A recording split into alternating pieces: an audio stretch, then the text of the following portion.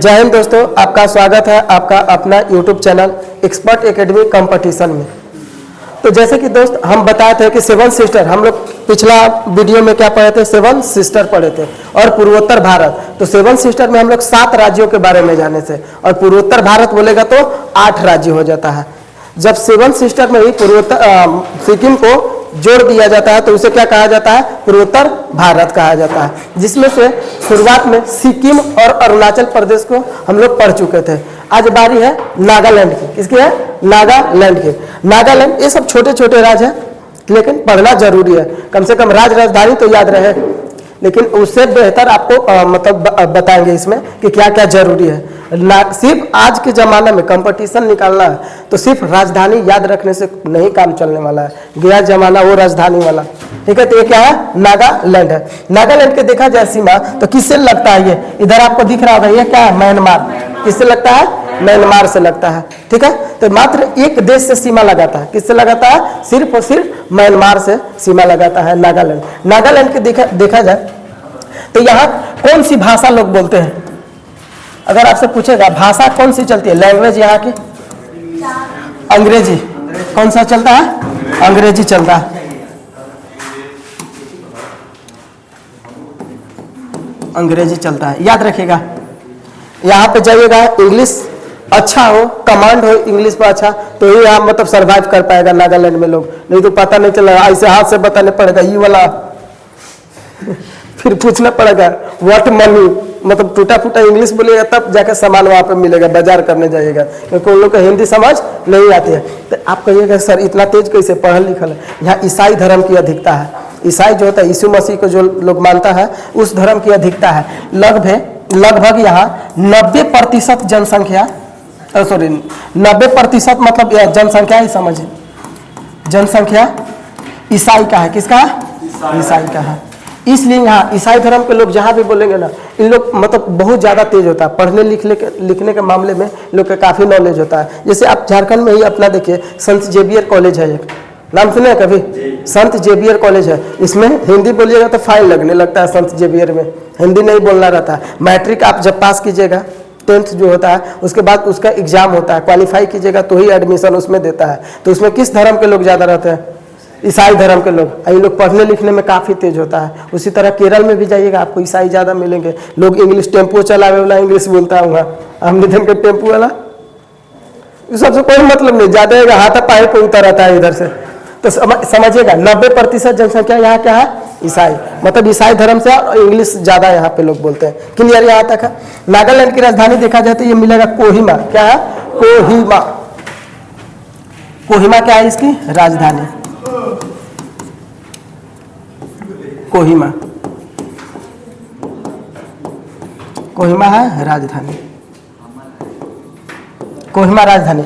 आप ध्यान से देखिए ना, कोहिमा के बगल में दीमापुर मिल रहा है का? देखिए ना ऊपर दीमापुर। अगर नक्शा पे देखिएगा तो लगेगा कि ये नागालैंड में नहीं है, असम में है। ध्यान से देखिएगा, लेकिन क्वेश्चन पूछता है कि दीमापुर कहाँ स्थित है? नागालैंड में। अभी यही बता रहे हैं। वहां देखिएगा तो कंफ्यूजन हो सकता है, लेकिन यहाँ ध्यान से देखिए दीमापुर दिखेगा। क्या है? दीमापुर। ये दीमापुर की खासियत क्या है? दीमापुर ये क्या है? नागालैंड का बड़ा शहर है। पूरे भारत का नहीं बता रहे हैं, नागालैंड का, नागालैंड का सबसे बड़ा शहर, सबसे बड़ा शहर। और ये क्या है? नक्सल प्रभावित क्षेत्र है। नक्सल प्रभावित क्षेत्र।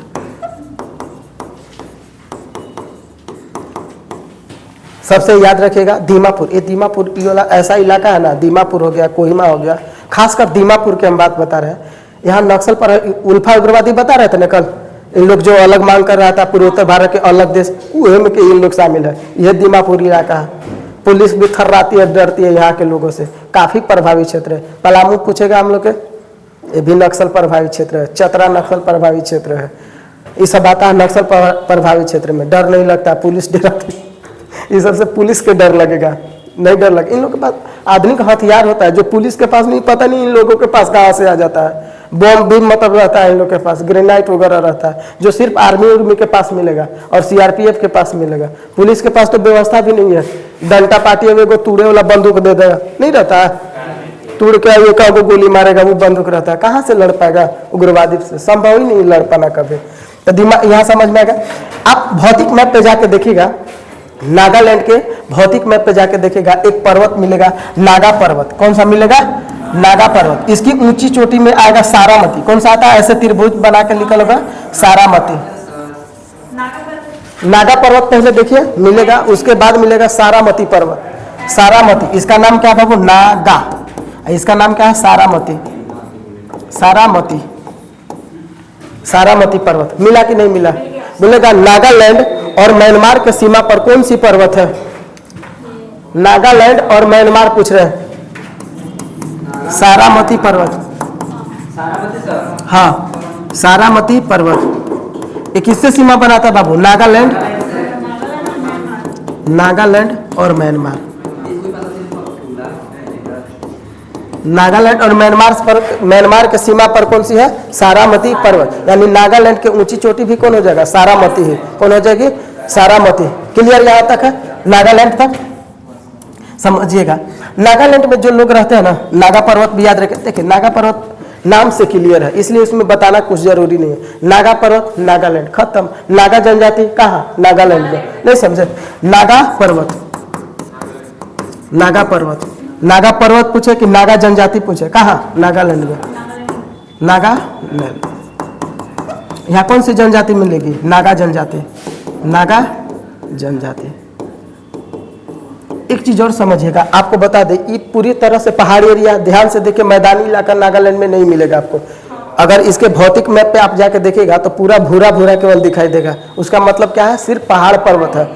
खेती भी नहीं हो पाती होगी यहाँ अच्छा से, बिल्कुल नहीं हो पाएगा। तो यहाँ के जो जंगल, मतलब जंगल के लोग रहते हैं, आदिवासी, कौन से लोग मिलेंगे यहाँ पे? आदिवासी, जिसे एसटी कहा जाता है, शेड्यूल ट्राइब में रखा गया उन लोगों को। ठीक है, न कपड़ा पहनने का ठीक रहता है, न खाना खाने का अच्छा से रहता है। उसी को क्या बोला जाता है? आदिवासी। जैसे झारखंड में आदिवासी की संख्या लगभग, अगर 2011 के अनुसार देखा जाए, 86 लाख आदिवासी हैं। कितना है? 86 लाख। तो कम जनसंख्या नहीं होती है। उन लोग के इस सब से कोई मतलब नहीं। अभी हम लोग के जो मुख्यमंत्री वो भी क्या है? आदिवासी है। हेमंत सोरेन किस में आते हैं? आदिवासी में। ठीक है, मतलब जाति से नहीं है, मतलब है अच्छा नेता से। अच्छा नेता होना चाहिए, यही नहीं है। जाति कोई भी रहे, बस काम अच्छा करे, उससे क्या दिक्कत है? मरांडी, बाबूलाल मरांडी है, वो भी एक नेता। ऐसा माना जाता है कि झारखंड में अब तक बेहतरीन नेता भर में बाबूलाल मरांडी ही थे, जो लगभग 2000 में बने थे। 2001-2 में, मतलब 2 साल लगभग रहे थे, उसके बाद हट गए वो। उसके बाद फिर बन भी नहीं किए। पहला मुख्यमंत्री कौन झारखंड के हो जाएंगे? बाबूलाल मरांडी। नागा पर्वत, नागा जनजाति नागालैंड में। एक समझिएगा झूम कृषि। झूम कृषि क्या होता है? झूम कृषि, इसमें जंगल में जो आदिवासी लोग रहते हैं उन लोगों को हम बता रहे हैं कि जंगल को सबसे पहले काटता है उन लोग। जंगल को काट के फिर उसे सूखता है, पेड़ पत्ती, उसका पेड़ सूख गया, पत्ती सूख गया, उसे जला दिया जाता है। और जलाकर जिस एरिया को साफ किया उस एरिया में छींट देता है। उसके बाद उसमें क्या करेगा? खेती करता है। क्या करेगा? खेती करता है। इस विधि को ही क्या बोला जाता है? झूम कृषि के नाम से जाना जाता है। तो झारखंड में क्या झूम कृषि होगा? 100% होता है, क्योंकि यहाँ भी जंगल की कमी नहीं है। झारखंड, छत्तीसगढ़, असम हो गया आपका, नागालैंड, मिजोरम, जितना पहाड़ी इलाका आपको दिखेगा वहाँ क्या होगा? झूम की कृषि। एक चीज़ इसका सबसे खराब चीज़ क्या है ना, जहाँ झूम की कृषि आप कर दिए ना, तो 1 से 2 साल आप खेती कर पाइएगा, उसके बाद बंजर हो जाता है, खराब हो जाता है। आप उसमें खेती फिर नहीं होगा, बेकार हो जाता है। यही सबसे कमी है इसका। ठीक है, इसे जंगल को जलाकर खेती किया जाता है। जंगल को जलाकर, पूरा जंगल को नहीं, जंगल के पेड़ पौधे को काटकर, समझिएगा, जलाकर खेती, उसी को क्या बोला जाता है? झूम कृषि। कहाँ प्रसिद्ध है ज़्यादा? नागालैंड में। ऐसा नहीं कि सिर्फ नागालैंड ही करता है, और भी लोग करते हैं। छत्तीसगढ़ में भी होता है। छत्तीसगढ़ हो गया, झारखंड हो गया, जितना आपको जंगली इलाका दिखेगा ना, सब में खेती झूम कृषि करता है। छोड़िए भारत का, छोड़िए श्रीलंका भी करता है, ब्राजील में होता है, जहाँ जहाँ, अफ्रीका में होता है। अफ्रीका में तो और आदिवासी ज़्यादा मिलेगा, सकलवे से नहीं पता चलता। अफ्रीका के लोग आपको देखिएगा ना, पूरा छूना एकदम मंगरैला जैसा रहता है। गोलकी जीरा नहीं देखे हैं? गोलका जो आता है, काली मिर्च जिसे बोलते हैं, काली मिर्च के देखे हैं? एकदम वैसे एकदम आपको एकदम आदमी सफेद सफेद दिखाई देगा। कहाँ मिलता है सब? अफ्रीका। उसका कारण है बाबू अफ्रीका के कारण है कि तीनों जो रेखाएं हैं ना, कर्क रेखा, मकर रेखा और भूमध्य रेखा, ये तीनों रेखाएं ओकरे से गुजरता है। ये तीनों पर सबसे ज्यादा गर्मी लगता है, समझेगा। ये तीनों रेखा ऐसा है जो सबसे ज्यादा गर्मी इसी पर लगता है। अब बताइए, तीनों तो उन लोग बेचारा झेल रहा, तो काला कौन रहेगा? झारखंड भारत में देखा जाए तो कर्क रेखा जाता है। कर्क रेखा के नीचे वाला लोग लगभग काला काला मिलता है, जैसे तमिलनाडु, आंध्र प्रदेश, तेलंगाना, कर्नाटक जाइएगा तो काला काला लोग रहता है। झारखंड इधर का ठीक है, तो हम लोग के उतना नहीं है, वहां से तीनों रेखा गुजरता, बस काला होने का मेन रीजन ये है, ठीक है। तो ये नागालैंड था, ठीक है। नागालैंड में एक चीज याद रखना है, यहाँ से इंपोर्टेंट में सारामती, क्या याद रखिएगा? सारामती। नागा नहीं याद रखना है ना जनजाति याद रखना है, क्योंकि खुद ही याद हो जाएगा ये। सारामती पर्वत किससे सीमा बनाती है? म्यांमार और नागालैंड से, म्यांमार और नागालैंड से। समझ में आएगा? चलते हैं मणिपुर पर, आप लोग स्क्रीनशॉट इसे कर लीजिएगा। अच्छा, नागालैंड में एक इंपोर्टेंट याद रखिए, एक एक नेशनल पार्क है। उस नेशनल पार्क का नाम क्या है? Intanki national park. नाम क्या है? Intanki, Intanki national park, national park. Intanki national park कहाँ मिलेगा? नागालैंड में मिलेगा, ठीक है। चलते हैं, चलिए। ये क्या है? मणिपुर। मणिपुर की राजधानी कहाँ है? इम्फाल। ये भी किससे सीमा बना रहा है? देखिए तो, किससे सीमा बना रहा है? म्यांमार से। ध्यान से देखिए, एक देश कौन है? म्यांमार, है ना, म्यांमार। इधर से आपसे पूछेगा कि भारत के कौन कौन राज्य हैं जो म्यांमार से सीमा बनाता है? बता सकते हैं कि नहीं बता सकते? आराम से बता सकते हैं। अरुणाचल प्रदेश, नागालैंड अभी देखे, मिजोरम हो गया, मणिपुर हो गया, और नीचे कौन हो गया? मिजोरम हो गया। तो कितना हो गया? अरुणाचल प्रदेश, नागालैंड, मणिपुर और मिजोरम। ये तीनों, ये चारों किससे सीमा लगाता है? म्यांमार से। एग्जाम में पूछा हुआ क्वेश्चन याद रखिएगा। तो ये चारों का सीमा किससे लगेगा? म्यांमार से। चलिए, मणिपुर की राजधानी का है? इम्फाल। आपको इम्फाल दिखेगा, ये देखिए बीचों बीच में क्या है? इम्फाल है। क्या है? इम्फाल। अगर बोलेगा इम्फाल में यानी कि मणिपुर में, मतलब यहाँ भी किस धर्म, मतलब कैसे लोग मिलेंगे? मतलब इसमें बौद्ध नहीं, बौद्ध से मतलब नहीं है, जंगली इलाका। कहने का मतलब ये भी क्या है? आदिवासी लोग मिलेंगे। आप पूरे पूर्वोत्तर में अगर चले जाएं, उठा लीजिए, अरुणाचल प्रदेश, नागालैंड, मणिपुर, मिजोरम, त्रिपुरा, ये जितना भी आपको दिखाई दे रहा है, लगभग यहाँ पे शेड्यूल ट्राइब की जनसंख्या बहुत ज़्यादा है, यानी एसटी लोग ज़्यादा मिलेगा, ठीक है। आपको बता दें, इन लोग के कनेक्टिविटी तो रेल का अभी मिला है शायद, पहले था भी नहीं। एक लड़का दिल्ली में काम करता था, वो मिजोरम के रहने वाला था। वो बोला, बाबू हम बोले कि कितना दिन आपको लगा वहाँ से आने में? हिंदी बहुत कम समझता है, हिंदी न के बराबर समझे, उन लोग का लैंग्वेज ही दूसरा है। उधर आया था, वो बोल रहा था कि 5 दिन में हम पहुँचे, क्योंकि कनेक्टिविटी ठीक नहीं है। पहाड़ी इलाका से निकल के गुवाहाटी, बोल रहा है कि असम तरफ में आता है तब ट्रेनें मिलती है हम लोग के, तो असम पहुंचने में तो टाइम लगेगा ना, पहाड़ी एरिया से काफ़ी दूरस्थ इलाका है, उधर नेटवर्क ठीक से नहीं मिलता है, बहुत कारण हो जाता है।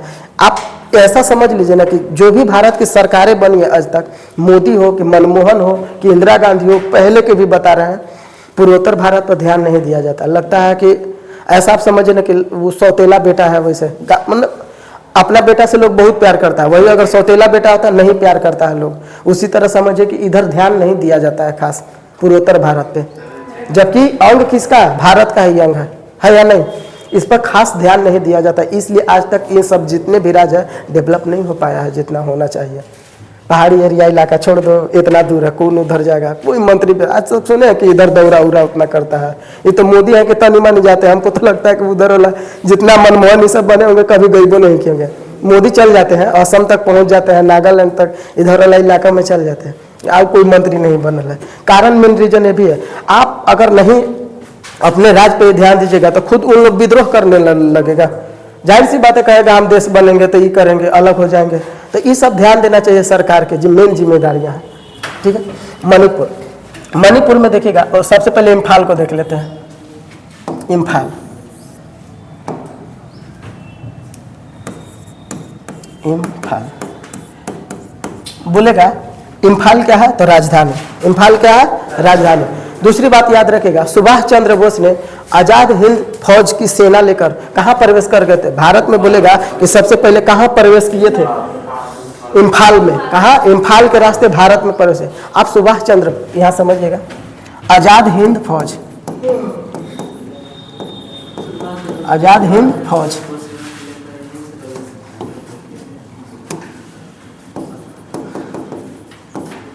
की सेना, आजाद हिंद फौज की सेना लेकर सुभाष चंद्र बोस कहाँ प्रवेश कर गए थे? इम्फाल में। ये बात याद रखिएगा। ये सुभाष चंद्र बोस को आपको पहले भी बताए थे कि क्या थे? ICS यानी इंडियन सिविल सर्विस निकाल चुके थे, जो ब्रिटिश के शासनकाल के थे। इन्हें गुलामी पसंद नहीं था। क्या आप सुभाष चंद्र बोस चाहते तो अपनी जिंदगी अच्छा से नहीं काट सकते थे? IAS अधिकारी थे। प्रॉब्लम इनको क्या थी? जैसे अंग्रेज के कहते वो इसे सुनने वाले थे, लेकिन इन्हें गुलामी अच्छा नहीं लगा। ये चाह रहे थे, खास उम्र भी नहीं हो रहा था जब ये क्वालिफाई किए थे ICS के परीक्षा। ये जब पता चल गया कि सुभाष चंद्र बोस बगावत करने लगा, यानी ब्रिटिश सरकार का बात नहीं मान रहा है, इनको नज़रबंद कर दिया गया पश्चिम बंगाल में। पश्चिम बंगाल में नज़रबंद का मतलब होता है आप अपने ही रूम में रहिएगा, लेकिन आपको बाहर ही नहीं निकलने दिया जाएगा और ना लोगों से मिलने दिया जाएगा। इसी को बोला जाता है नज़रबंद। ठीक है। सुभाष चंद्र बोस रात मतलब अंधेरे में चुपके से निकल गए। ये कहाँ निकले? यानी अफगानिस्तान और रूस के रास्ते ये जर्मनी चले गए। कहाँ पहुँच गए? जर्मनी। और जर्मनी में याद रखिए प्रथम विश्व युद्ध में बहुत सेना फसल था। उस सेना को वहाँ के अगर देखा जाए तो उस समय शासन किसका चल रहा था? हिटलर का। किसका? हिटलर का चल रहा था। ठीक है। हिटलर से कौन मिले? सुभाष चंद्र बोस मिले वहाँ पे। बोले कि आप हमें, आपका दुश्मन इंग्लैंड, मेरा भी दुश्मन इंग्लैंड, तो हम लोग दोनों भाई भाई हुए ना, दोस्त हुए ना।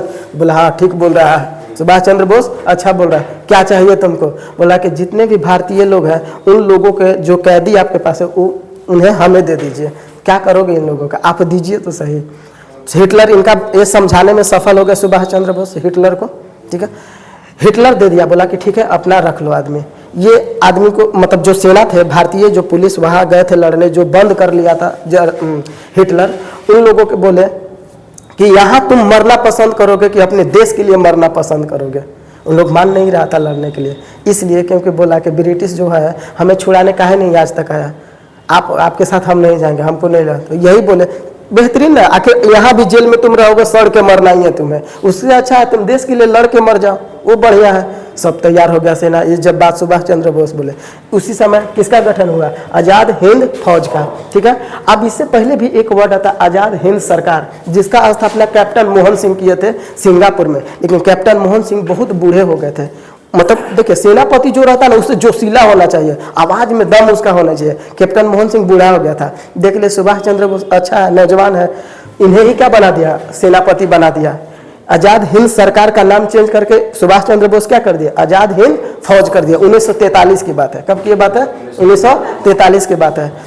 सिंगापुर से ये सेना को लेकर एक सेना का नाम था रानी लक्ष्मीबाई रेजिमेंट। जो लड़कियां थी उन्हें भी देश के लिए लड़ना था, उनके लिए अलग गठन का नाम रखा गया रानी लक्ष्मीबाई रेजिमेंट, क्योंकि रानी लक्ष्मीबाई क्या थी? भारत के लिए लड़ चुकी थी स्वतंत्रता संग्राम 1857 की। तो एक लड़का वाला क्या होता है? बानर, बांदरी सेना नाम तो लड़का वाला के। तो लड़का सच में बानर होता है तो बानरे जैसा नाम भी होता है। तो लड़का वाला का नाम क्या था? बांदरी सेना। समझ में आइए। अब समझिएगा, यहाँ से प्रवेश तो करने के लिए कर गया। सुभाष चंद्र बोस की जो सेना थी बड़ी मार मार रहा था अंग्रेज के, यानी इधर वाला जो इलाका था एकदम खाली करा लिया था। मैंने ब्रिटिश को जितने भी अंग्रेज थे बहुत मार पीटा है। मारने के लिए सुभाष चंद्र बोस का कहना था ना, हम भीख मांगने से नहीं मिलता, मतलब हक मांगने से मिलता नहीं है, उससे छीनना पड़ता है। तो सुभाष चंद्र बोस का कथन ये था, इसलिए सेना बना और सेना के द्वारा क्या किया? अटैक करवाए थे, यानी अपने ही देश में आने के लिए परमिशन लेना पड़ता था। तो यहाँ से इसी दौरान क्या हुआ सुभाष चंद्र बोस का, आज तक ये बात नहीं मतलब आगे निकल पाया कि सुभाष चंद्र बोस का मृत्यु कैसे हुआ। ऐसा कहा जाता है कि प्लेन क्रैश हो गया था जहाँ दक्षिण चीन सागर में डूब गया, मैंने सिंगापुर से उड़ान भर रहे थे। आज तक अगर वो भी मलबा भी मिल जाता तो पता चलता। अगर मान लीजिए कि प्लेन क्रैश हुआ तो मलबा भी तो मिलना चाहिए ना प्लेन का, आदमी का। आज तक ये बात किसी को नहीं पता कि मौत कैसे हुई, लेकिन मर गए, ये सच्चाई है। अब जैसे सुभाष चंद्र बोस, अब समझिए ये सेना भारत में इंटर कर चुके थे, यानी प्रवेश कर चुके। सुभाष चंद्र बोस अब है ही नहीं, अब क्या होगा? सबको पकड़ लिया, गिरफ्तार कर लिया, ब्रिटिश वाला जितना था अंग्रेज, और सबको क्या होगा? सजा सुनाने लगा। यानी कि कहने का मतलब इन लोग के सजा होगा।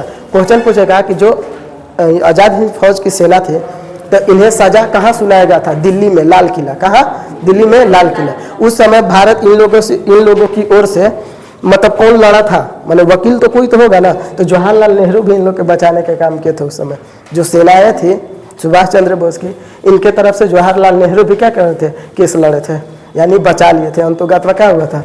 बच गया था। मैंने बात आप कहने का मतलब अंग्रेज के शासन है और उस पर अटैक कीजिएगा तो इसे क्या बोला जाता है? देशद्रोह बोला जाता है।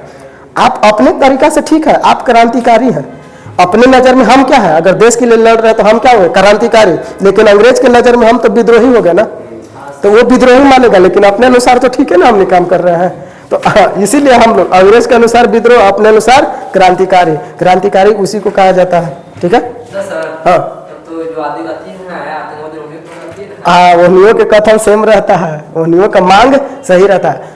आपको बता देना, ये जो MCC उग्रवादी आतंकवादी दोनों में बहुत फर्क होता है। उग्रवादी और आतंकवादी, आतंकवादी का मकसद क्या होता है? उन लोग की लड़ाई में वो आतंकवादी किसी को चाहता है एकदम पूरी तरह से तबाह कर देना।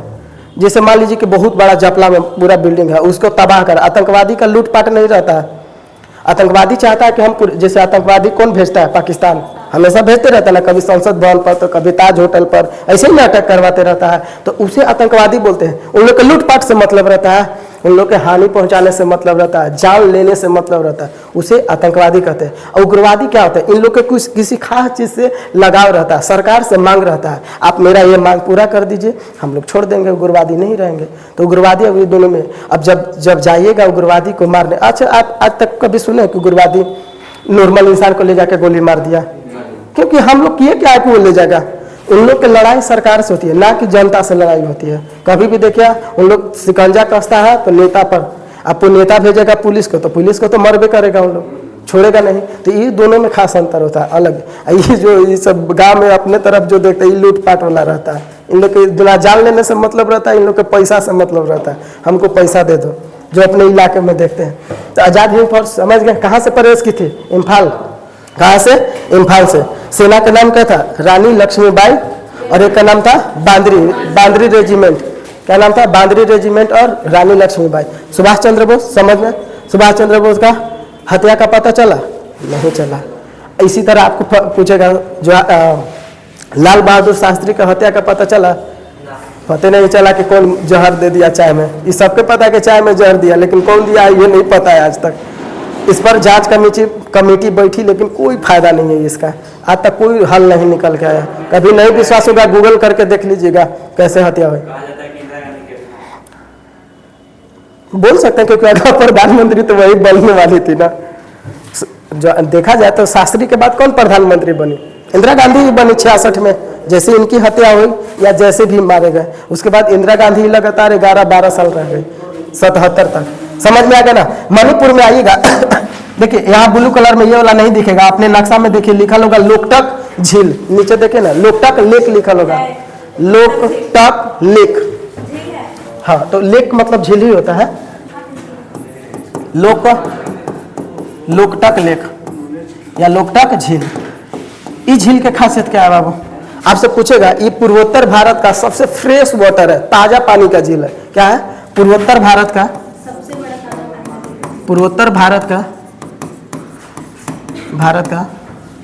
सबसे बड़ा ताजा पानी का झील, ताजा पानी का झील। याद रखिएगा, क्वेश्चन बहुत बार एग्जाम में पूछा कि लोकटक झील कहाँ स्थित है? मणिपुर। इसको पी जाइएगा, जो करना होगा घोर के, विटामिन प्रोटीन जो उसके साथ पीना है। लोकटक झील कहाँ? मणिपुर में। पूर्वोत्तर का सबसे बड़ा झील कौन? लोकटक। आप देखिए बना के उसको जैसे मन करेगा वैसे, आप बस याद रखिएगा लोकटक झील, याद रखना है। लोकटक झील कहाँ? मणिपुर में।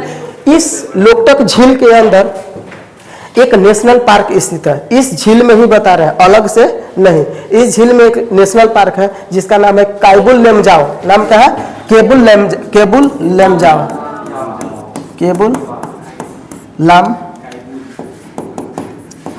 लामजाओ। मिला कि नहीं मिला? लैंग्वेज पर नहीं जाइएगा, याद रखिएगा कायबुल लामजाओ, बहुत है इतना। Keibul Lamjao national park, national park, national park. अगर कभी कभी आपसे पूछेगा कि कैबुल राष्ट्रीय उद्यान कहाँ है, तो मणिपुर।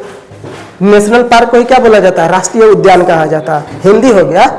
नेशनल का मतलब राष्ट्रीय, पार्क का मतलब उद्यान होता है। तो केबुल लेमजाओ। अब देखिए, इतना ही याद रखना नहीं पड़ेगा, ये भारत का एकमात्र तैरता हुआ नेशनल पार्क है, ये भी आपको याद रखना पड़ेगा। भारत का एकमात्र एकमात्र तैरता, हाँ पानी में इसीलिए तैरता नाम दिया गया, तैरता नेशनल पार्क। तैरता नेशनल पार्क स्थित कहाँ है?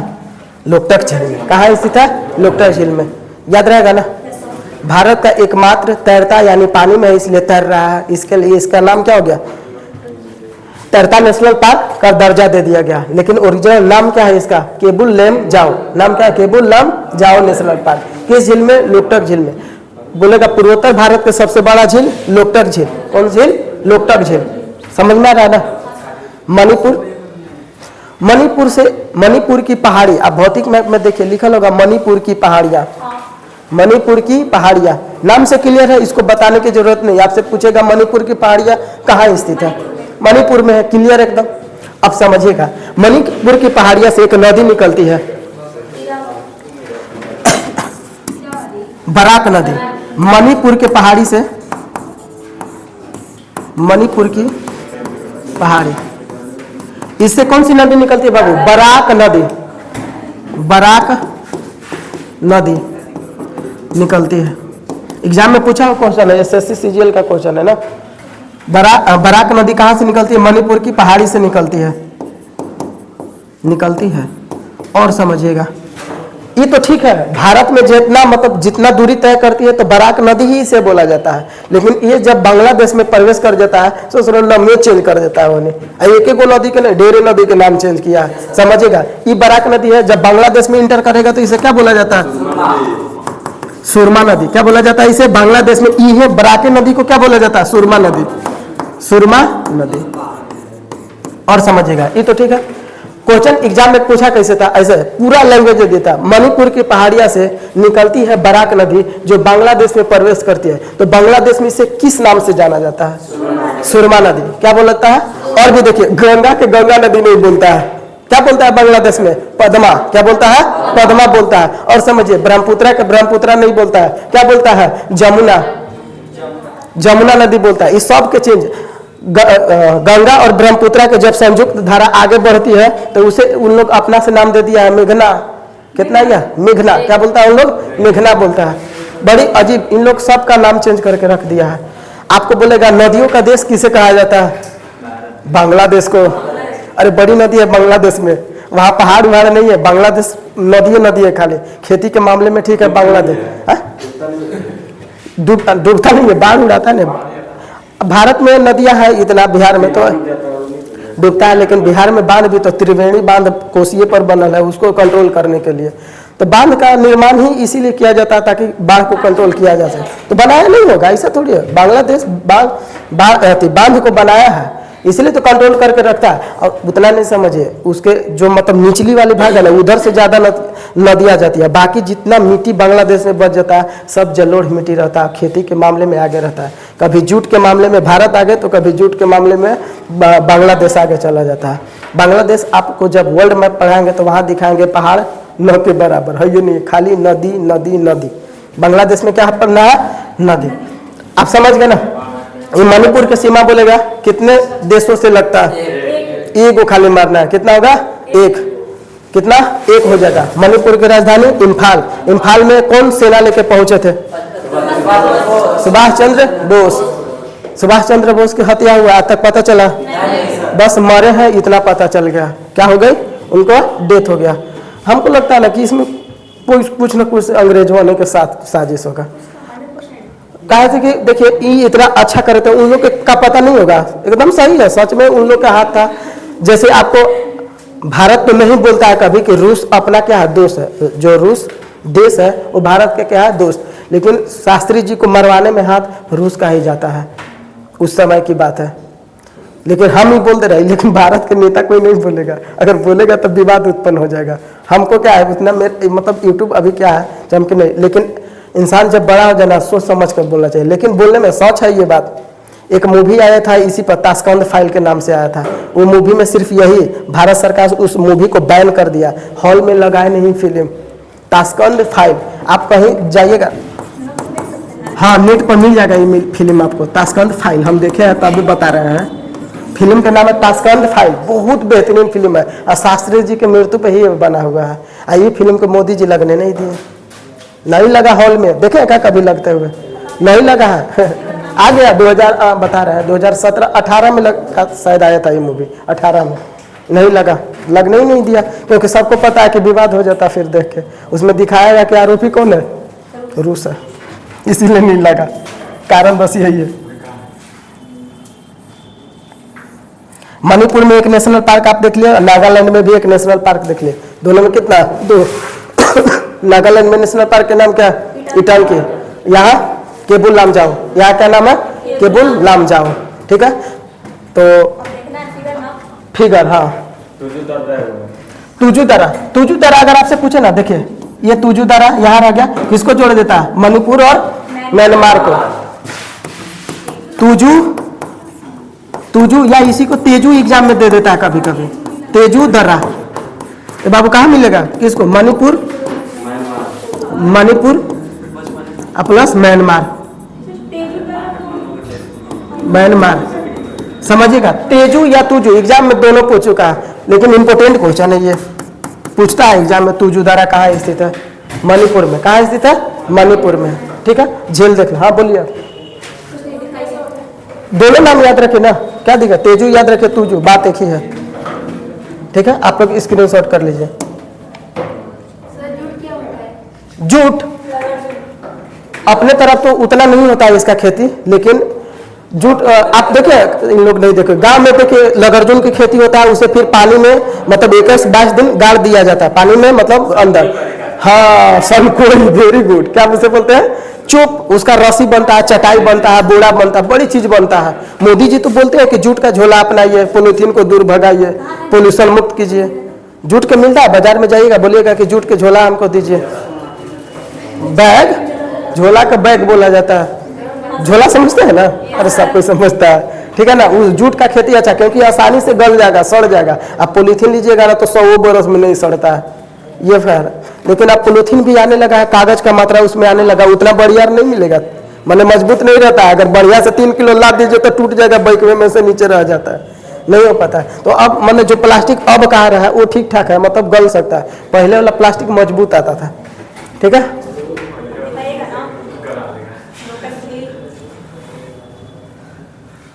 लोकटक झील दिखा देते हैं।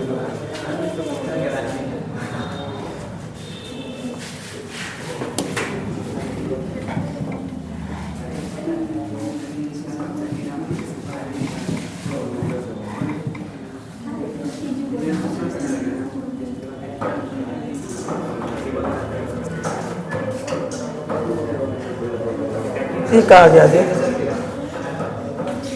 हम लोकटक लिख रहे हैं, देख रहे हैं ना क्या दे रहा है? हंसिए नहीं, देख लिखे लोकटक अपने से आ रहा है। हाँ अब आ गया लोकटक लेक, मणिपुर है ना?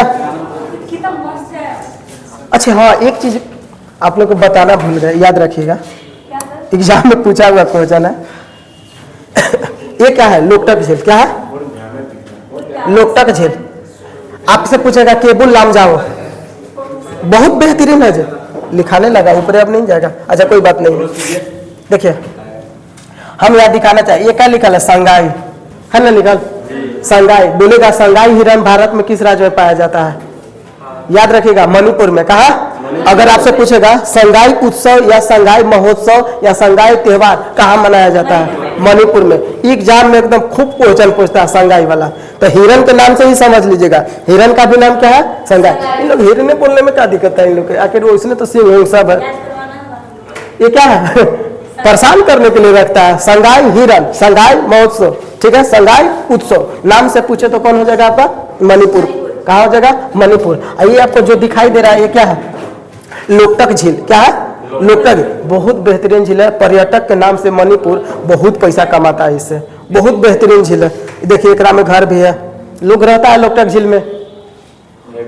हाँ, झोपड़ी नहीं रहेगा तो पाका के घर रखिएगा, डूब न जाएगा कबू, पता चलेगा पानी पड़ा तो डूब गया सब।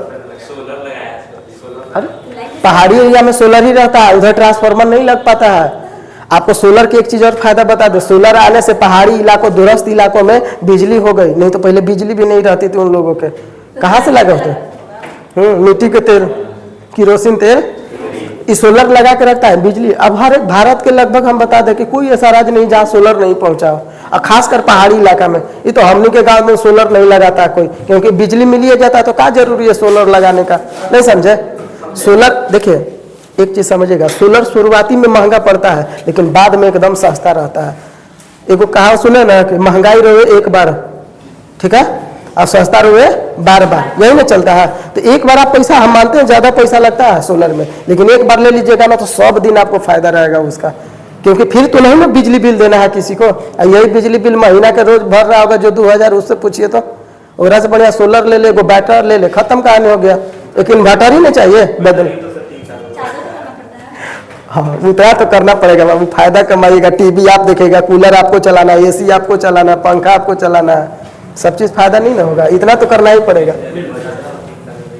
देखिए अलग से अगर हम मारेंगे नेशनल पार्क तो कोई अगर आपसे पूछेगा केबुल लामजाओ नेशनल पार्क, तब वो ये झीलवा के नाम दिखाएगा, क्योंकि इसी झील में स्थित है। समझिए बात को, इसी झील में क्या स्थित है, केबुल लामजाओ। इस पे ये इसको भी नहीं देखना, समझ का देखना है। यहाँ नजर का, अरे सब हम जानते हैं क्या देखना। हाँ यहाँ देखना, हम समझ नहीं रहे हैं, यहाँ नजर है, ये घर में नहीं देखना। ये सब सोची कि उतना बढ़िया पानी उधर है, पौधा तो इधर का बोल डूब जाएगी वही में लेके तो जाए।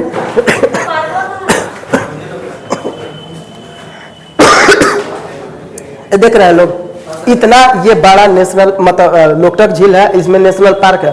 फायदा दो है, केवल झील रहता तो शायद लोग ना जाते यहाँ, समझिएगा।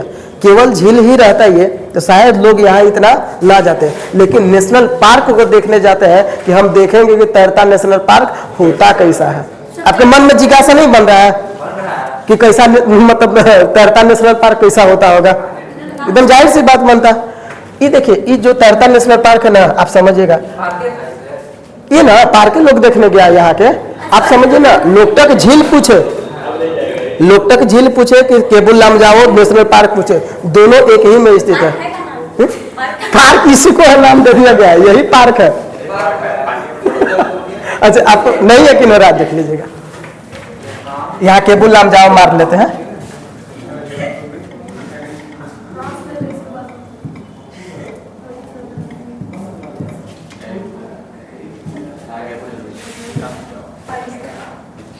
देखिए मारे फिर भी वही आया ना, बोल रहा है कि उसी को बोला जाता है पार्क। तो देखिए हाँ, ये देखिए घूम रही है ना, ये पार्क घूमने गई है ना। देखिए लोकटक टूरिस्ट क्वीन, यहाँ ही रानी बन गई है जाके, हाँ टूरिस्ट रानी है, पॉइंट के नाम है टूरिस्ट रानी।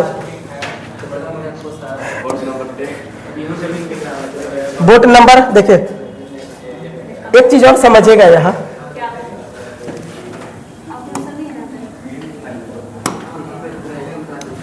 ये देखिए बोट नंबर कितना लिखल है, 10। ऐसा ऐसा नाव आपको मिलेगा। जाहिर से कहने का मतलब जमीन तो नहीं ना कि ओकरा में रेंग लीजिएगा, तो नाव यहाँ हमेशा फुल रहता है। आप समझिए मणिपुर के जो लोग रहते होंगे कितना बेहतरीन है, पैसा कमाने का बहुत बढ़िया जरिया है। लोग जाएगा तो खाना नहीं खाएगा, होटल नहीं चाहिए, तो यहाँ बिजनेस ऐसे ही चलता है। नरेंद्र मोदी गुजरात को समझे, जो नर्मदा जिला है गुजरात को, उसे बना दिए, बढ़िया कर दिए। किसका, सबसे ऊंची मूर्ति लगाकर 182 मीटर का मूर्ति कहाँ लगा, पटेल जी का मूर्ति लगा है, नर्मदा जिला नर्मदा नदी के किनारे लगा है। अब बताइए उसे कौन नहीं देखने जाएगा, और देखने जाएगा तो उस जिला के लोग आबाद हुए कि नहीं हुए। उन लोग के समोसा का दुकान चलेगा, चाट का दुकान चलेगा, ठेला ठूली, बड़ का कपड़ा लता सब चलेगा कि नहीं चलेगा। जो होटल नहीं बनाएगा वो बना लिया होगा, हमेशा बुक रहेगा, क्योंकि दुनिया का सबसे बड़ा मूर्ति माना गया है किसे, सरदार वल्लभ भाई पटेल के। तो कौन नहीं देखने आएगा उसे। और राज लोग इसे नहीं करते हैं, अपना मालूम है नेटिव जो होता है ना, मतलब अपनेपन की वो हर इंसान के अंदर होता है। कोई भी अगर आपसे पूछे कि एगो दोस्त कोई है, एक अपने घर वाले हैं, तो किसको बचाइएगा अगर कोई डूब रहा है तो दोनों में से ऑब्वियसली सबसे पहले किसे कोई बचाएगा, अपने घर वालों को। वही मोदी है, मोदी कहाँ के रहने वाले हैं, गुजरात के, जाहिर सी बात है। तो ये याद रखिएगा, नेशनल पार्क और झील। यहाँ से हम आपसे कुछ ज्यादा नहीं याद करने को बोले हैं, याद क्या रखिएगा मणिपुर में लोकटक झील, केबुल लमजाओ नेशनल पार्क, तैरता हुआ और तुजू दारा, ये 3 इंपोर्टेंट यहाँ के क्वेश्चन है, बहुत ज़्यादा एग्जाम में रिपीटेड है। ठीक है,